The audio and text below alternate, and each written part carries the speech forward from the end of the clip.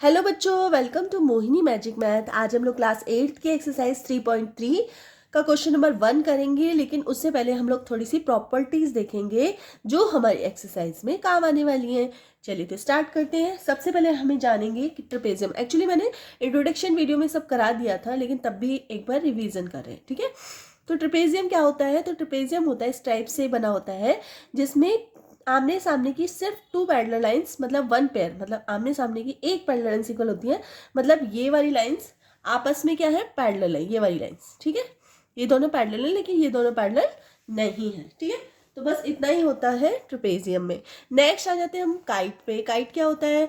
तो काइट होती है कि इस तरह से, आपको काइट तो आपको पता ही है, आपने उड़ाई होगी, देखी होगी। तो इसमें क्या होता है? ये वाली लाइन इस लाइन की इक्वल होती है, ठीक है। Consecutive parallel lines, equal lines, ठीक है।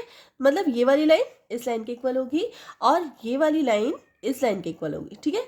इसमें इतना ही बताया गया है कि ये वाली लाइन इस लाइन के इक्वल होती है, ये वाली लाइन इस लाइन के इक्वल होती है, ठीक है। नेक्स्ट हम देख लेते हैं पैरेललोग्राम। पैरेललोग्राम क्या होता है? इस तरह से होता है। इसमें क्या होता है? अपोजिट साइड्स इक्वल होती हैं। अपोजिट साइड्स, ये वाली लाइन इस लाइन की इक्वल होगी, ये वाली लाइन इस लाइन की इक्वल होगी। मैं कर देती हूँ, ये लाइन इस लाइन की इक्वल है, ये वाली लाइन इस लाइन की इक्वल है, ठीक है। इस तरह से जैसे हमारा रेक्टेंगल में होता है, ठीक है। और opposite angles are equal. Opposite angle मतलब ये वाला एंगल इस एंगल के इक्वल होगा, अपोजिट हो गया ना। और ये वाला एंगल इस एंगल के इक्वल होगा, ठीक है। तो बस इतना सा याद रखना है, अपोजिट एंगल्स आर इक्वल, ठीक है। डायगोनल बाइसेक्ट वन अनदर, ठीक है। अगर यहाँ से एक डायगोनल डाला जाता है, इस तरह से अगर मैं डायगोनल डालूं, ठीक है, और दूसरा भी डायगोनल डाला जाए इस तरह से, तो ये बीच में जो बाइसेक्ट कर रहा है, ये जो बाइसेक्ट हो रहा है, ये डायगोनल को क्या है? इक्वल पार्ट में बाइसेक्ट करता है, दो बराबर पार्ट्स में डिवाइड कर देता है, ठीक है। एक लास्ट पॉइंट है, adjacent angle sum is 180 degree. Adjacent angle क्या होते हैं? ये वाला एंगल और ये वाला एंगल, मतलब एक ही लाइन पे अगर दो एंगल बने हुए हैं एक ही लाइन पे, तो उनका सम कितना होता है? 180 डिग्री होता है, या बोलते हैं सप्लीमेंट्री एंगल्स होते हैं, ठीक है। तो जैसे यहाँ पे मैं देख लूंगी, जैसे एंगल ए और एंगल डी, ठीक है, इन दोनों का अगर मैं सम करती हूँ तो कितना आएगा? 180। या एंगल डी एंगल सी, ठीक है, इनका सम कितना आएगा? 180 आएगा। बी एंगल सी, इनका सम कितना आएगा? 180 आएगा। एंगल ए एंगल बी, मतलब एक ही लाइन पे दो एंगल्स हैं अगर, तो उनका सम कितना होगा? 180। चलिए तो क्वेश्चन नंबर 1 कर लेते हैं। ये देखिए आपका question number 1, given a parallelogram ABCD, complete each statement along with the definition और प्रॉपर्टी यूज्ड। तो यहाँ पे आपको इस तरह से क्वेश्चन दिए गए हैं, ठीक है। इसमें आपको क्या बताना है कि AD किसके इक्वल है, ये हमें बताना है, प्लस उसकी प्रॉपर्टी, मतलब कौन सी प्रॉपर्टी वो फॉलो कर रहा है वो हमें बताना है। चलिए तो देख लेते हैं। तो सबसे पहले इसमें है AD जो है वो किसके इक्वल है। तो हमें ये पता है कि जो पैरेललोग्राम होता है उसकी अपोजिट साइड्स क्या होती हैं? इक्वल होती हैं। मतलब AD इक्वल किसके है? BC के। तो मैं यहाँ लिख दूंगी AD जो है वो BC के इक्वल है, ठीक है, इस तरह से। और अगर बात करें इसकी प्रॉपर्टी की, तो थोड़ा यहाँ पे स्पेस कम है, इसलिए मैं नीचे लिखूंगी।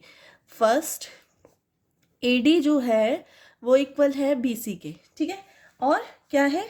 Opposite side, opposite sides are equal, ठीक है, हो गया। नेक्स्ट है हमारा एंगल DCB। एंगल DCB मतलब इस वाले एंगल की बात हो रही है, इस वाले एंगल की बात हो रही है, ठीक है। ये एंगल किस एंगल के इक्वल है? तो आपको पता होना चाहिए opposite angles are equal in parallelogram, ठीक है। तो अपोजिट, इसका अपोजिट क्या होगा? ये वाला एंगल होगा। तो इस एंगल का नाम हम क्या रख सकते हैं? इस एंगल का हम नाम रख सकते हैं DAB। तो यहाँ पे लिख दूंगी मैं DAB, ठीक है। और ये कौन सी प्रॉपर्टी फॉलो कर रहा है? तो यहाँ पे प्रॉपर्टी मैं यहाँ पे लिखूंगी कि angle DCB is equals to angle DAB। अब प्रॉपर्टी कौन सी फॉलो कर रहे हैं? तो ये प्रॉपर्टी फॉलो कर रहे हैं अपोजिट एंगल्स आर इक्वल, ठीक है। थर्ड है आपका, थर्ड देख लेते हैं। तो थर्ड में दे रखा है OC OC जो है वो किसके इक्वल है, तो OC सबसे पहले देख लेते हैं। तो ये OC है, और जब भी कोई डायगोनल को बाइसेक्ट किया जाता है तो जो डायगोनल की लेंथ होती है वो 2 बराबर पार्ट्स में डिवाइड हो जाती है, इक्वल पार्ट्स में। तो OC किसके इक्वल होगा, OA के इक्वल होगा। OC इक्वल होगा OA के, ठीक है। तो यहाँ पे प्रॉपर्टी कौन सी लग जाएगी आपकी, OC is equals to OA, ठीक है। यहाँ लिख जाएगी diagonals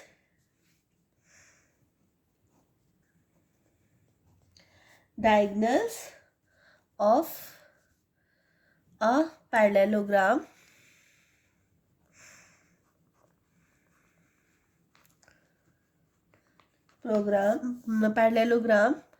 bisect each other,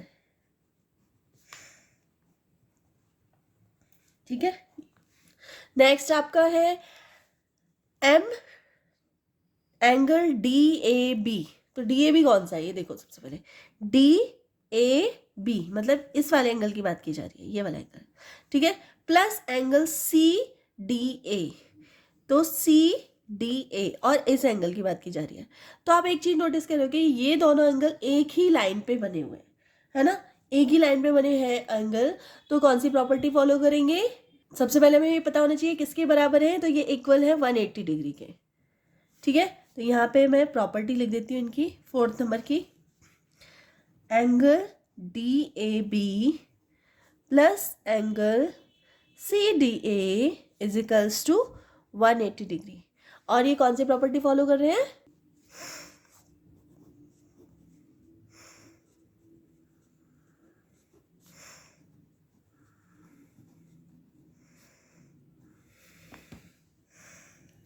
adjacent सम 180 डिग्री, ठीक है। तो इस तरह से आप लोगों को सबसे पहले प्रॉपर्टीज आनी चाहिए, आपको पैरेललोग्राम की सारी प्रॉपर्टी पता होनी चाहिए। और भी फिगर्स हैं तो वो नेक्स्ट वीडियो में करेंगे हम लोग, ठीक है। चलिए, तो क्वेश्चन नंबर 1 कंप्लीट हो गया है, मिलते हैं नेक्स्ट वीडियो में, तब तक के लिए बाय।